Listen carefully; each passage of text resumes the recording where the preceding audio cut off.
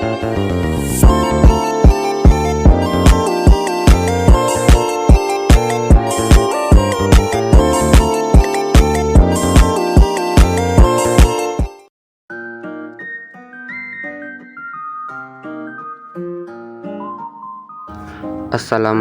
warahmatullahi wabarakatuh. Perkenalkan, nama saya Aji Surbakti. Kali ini saya akan mempraktekkan rancangan pelaksanaan layanan bimbingan klasikal, yang dimana saya akan melatih siswa untuk meningkatkan konsentrasi belajar. Adapun bidang yang saya pilih yaitu bidang bimbingan belajar, dan dimana saya juga akan menjelaskan tentang konsentrasi belajar.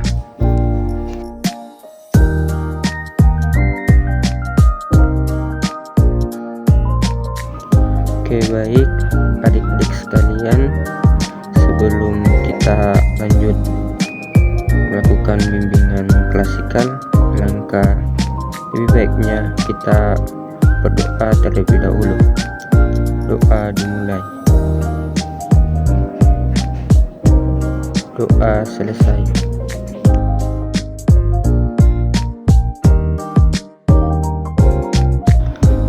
Oke, baik adik-adikku sekalian, sebelum kita belajar kita akan ice breaking dulu ya adik-adik. Nah, untuk ice breaking supaya adik-adik sekalian semangat ya untuk belajar. Dan adapun tujuan dari ice breaking ini adik-adik sekalian untuk mencairkan suasana, supaya membuat adik-adik sekalian merasa lebih rileks dan akrab satu sama lain. Nah, oke, baik adik-adik sekalian.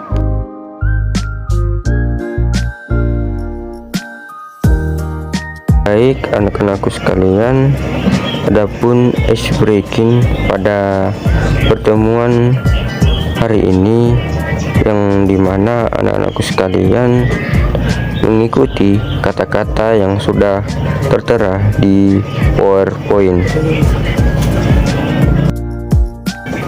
Nah, anak-anakku sekalian, mari kita mulai ice breakingnya ya. Diharapkan anak-anakku sekalian tetap fokus. 1, 2, 3. Tepuk 1, tepuk 2, tepuk 3, tepuk 4, tepuk 5, tepuk fokus,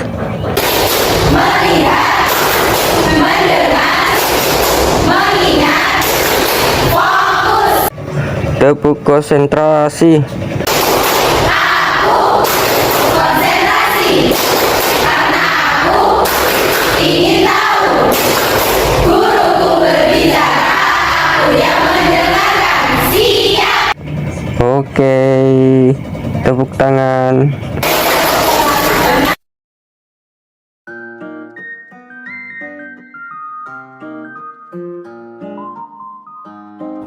Oke, baik adik-adikku sekalian, kali ini kakak memberikan layanan klasikal untuk meningkatkan konsentrasi adik-adik sekalian, supaya adik-adik sekalian bisa menangkap ilmu-ilmu yang diberikan oleh gurunya. Nah, adik-adik sekalian, adapun pengertian dari konsentrasi yaitu pemusatan perhatian atau pikiran pada suatu hal tertentu. Ini merupakan keadaan di mana adik-adik mengarahkan seluruh daya pikirnya pada suatu objek atau aktivitas tertentu. Nah, konsentrasi juga dikenal sebagai keadaan kusuk atau fokus pada suatu titik.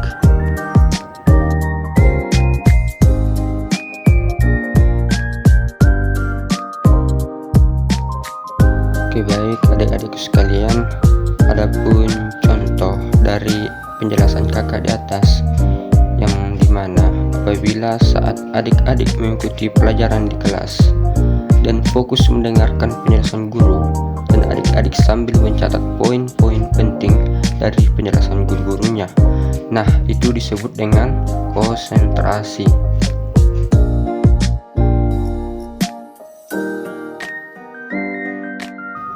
Nah, adik-adikku sekalian, adapun pengertian konsentrasi belajar.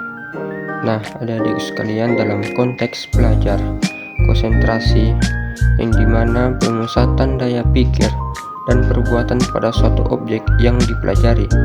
Ini melibatkan mengesampingkan semua gangguan atau hal-hal yang tidak relevan dan memfokuskan seluruh perhatian pada materi pembelajaran.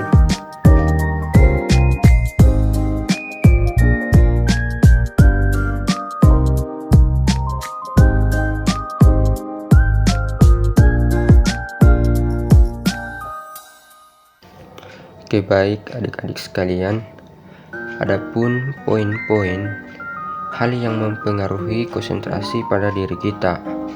Nah, yang pertama itu motivasi yang diperolehnya. Yang kedua, keinginan atau ketertarikannya terhadap sesuatu. Yang ketiga, situasi tekanan yang dapat mengancam dirinya. Yang keempat, keadaan fisik, psikis, emosional, dan pengalamannya. Yang kelima, tingkat kecerdasan yang dimiliki. Yang kelima, lingkungan sekitar.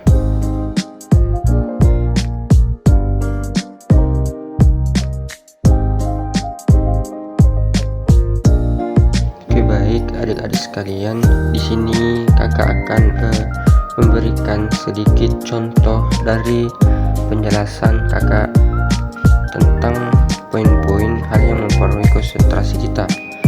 Nah, seperti motivasi yang diperolehnya, masuk dari di atas itu, yang dimana motivasi seperti apa yang dimiliki seseorang untuk dia ingin belajar. Contohnya seperti belajar untuk mendapatkan nilai bagus. Nah, itu motivasi yang diperolehnya. Nah, adapun situasi tekanan yang dapat mengancam dirinya, contohnya seperti akan ujian akhir minggu depan, itu akan membuat konsentrasi pada diri kita akan kacau. Nah, adapun keadaan fisik, psikis, emosional, dan pengalamannya, yang dimana contohnya seperti keadaan fisik sedang sakit kepala. Nah, itu juga akan mempengaruhi konsentrasi kita. Nah, adapun lingkungan sekitar, yang dimana contohnya kita berada di tempat yang bising, akan mengganggu konsentrasi belajar kita.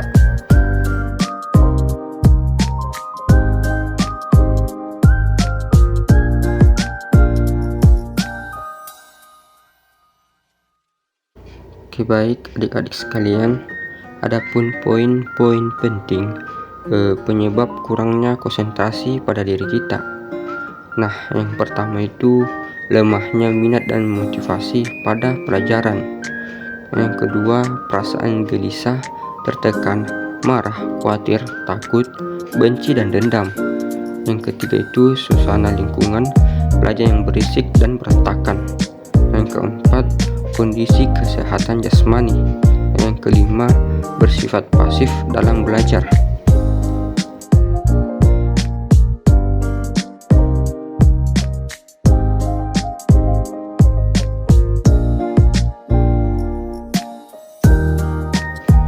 Pasti adik-adik sekalian bertanya-tanya bagaimana kita cara meningkatkan konsentrasi belajar kita. Nah, oke, baik, kakak akan jelaskan bagaimana cara kita untuk meningkatkan konsentrasi kita saat belajar. Nah, yang pertama itu kesiapan belajar. Nah, sebelum melakukan aktivitas belajar, kita harus benar-benar dalam kondisi fresh atau bisa disebut dengan segar untuk belajar. Nah, untuk siap melakukan aktivitas belajar, ada dua hal yang perlu diperhatikan adik-adik. Nah, yang pertama itu kondisi fisik dan psikis. Nah, kondisi fisik harus bebas dari gangguan penyakit, kurang gizi, dan rasa lapar. Nah, kondisi psikis harus steril dari gangguan konflik kejiwaan atau ketegangan emosional seperti cemas, kecewa, patah hati, dan dendam. Ya, adik-adik sekalian.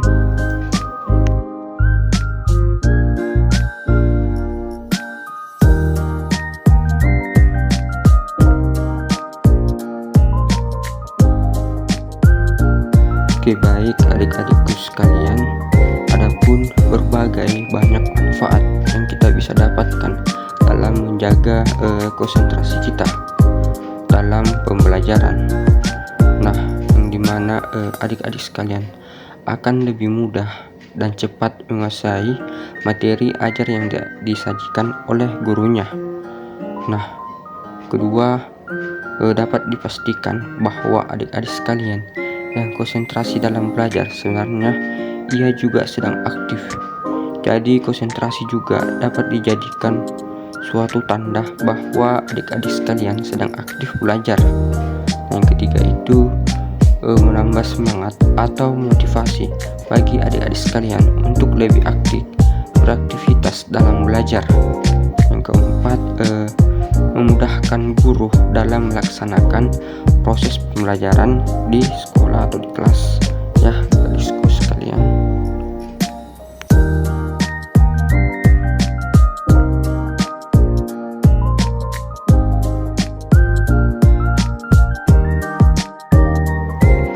Oke, baik adik-adik sekalian, selanjutnya menanamkan minat dan motivasi belajar dengan cara mengembangkan imajinasi berpikir. Nah, untuk membangkitkan minat dan motivasi belajar kita adik-adik, maka perlu kita ketahui ada berbagai hal yang bisa kita lakukan. Yang pertama itu apa yang dipelajari. Yang kedua, untuk apa mempelajari materi pelajaran yang hendak dipelajari. Yang ketiga, apa hubungan materi pelajaran dengan kehidupan sehari-hari, manfaat mempelajari, dan apa yang dapat kita lakukan dengan pengetahuan tersebut. Yang keempat itu bagaimana cara mempelajarinya. Nah, gitu adik-adik sekalian.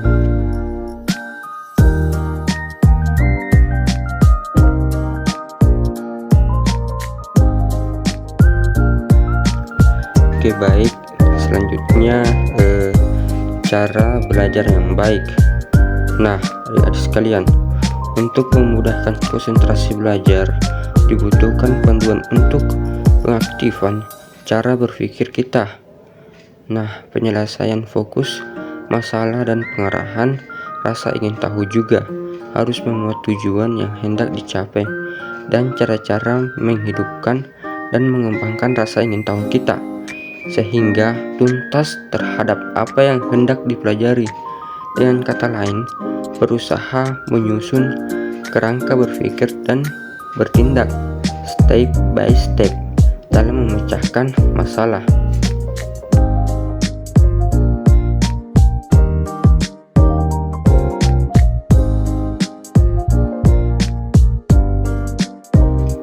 Nah, adik-adik sekalian, dalam belajar kita harus memperhatikan lingkungan kita.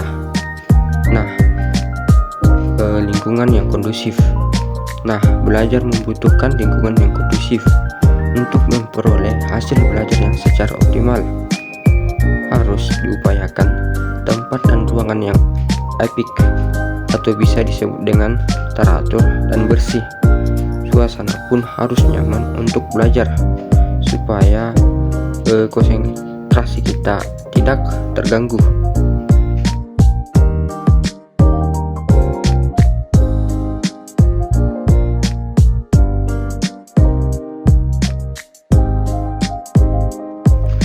Nah, belajar aktif. Nah, adik-adik, jika kita sulit berkonsentrasi belajar di sekolah atau sulit mengerti apa yang dijelaskan guru dan sebagainya. Nah, adik-adik sekalian, maka kita harus dapat mengembangkan pola belajar aktif. Kita harus aktif belajar dan berani mengungkapkan ketidaktahuan pada guru atau teman. Buang rasa sungkan, rasa malu, dan rasa takut pada guru. Guru tidak akan memberi hukuman pada kita yang proaktif dalam belajar. Nah, maka dari itu ya adik-adik, jangan takut untuk bertanya dan aktif dalam pembelajaran ya adik-adik.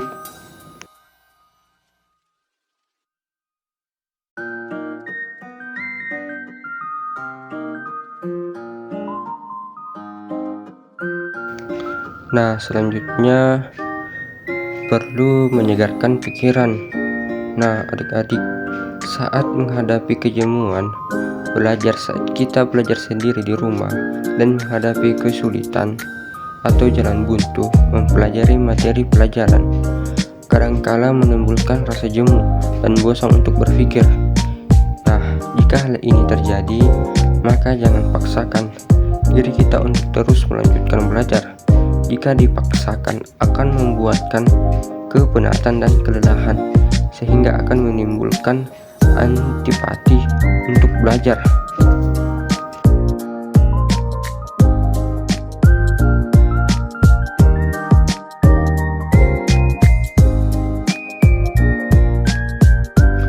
Nah, adik-adik, adapun jalan keluarnya, kita harus menyediakan waktu 5-10 menit untuk beristirahat sejenak dengan mengalihkan perhatian pada hal yang lain bersifat menyenangkan dan menyegarkan. Nah, jika kepenatan dan kelelahan, daya pikir atau daya kerja otak kita hilang dan pikiran kita kembali fresh, maka kita dapat kembali melanjutkan pelajaran yang tertunda tersebut.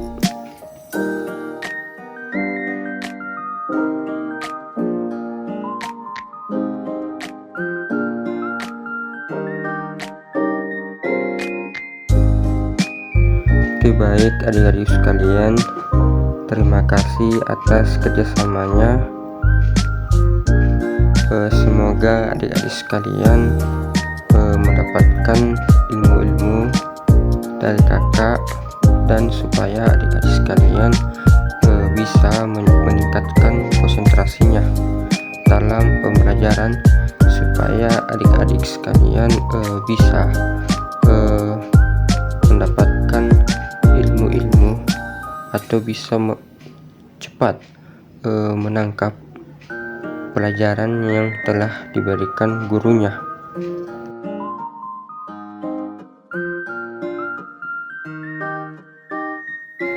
Mohon maaf apabila kakak ada kata yang salah. Kakak akhiri pertemuan pada hari ini dengan mengucapkan Assalamualaikum warahmatullahi wabarakatuh.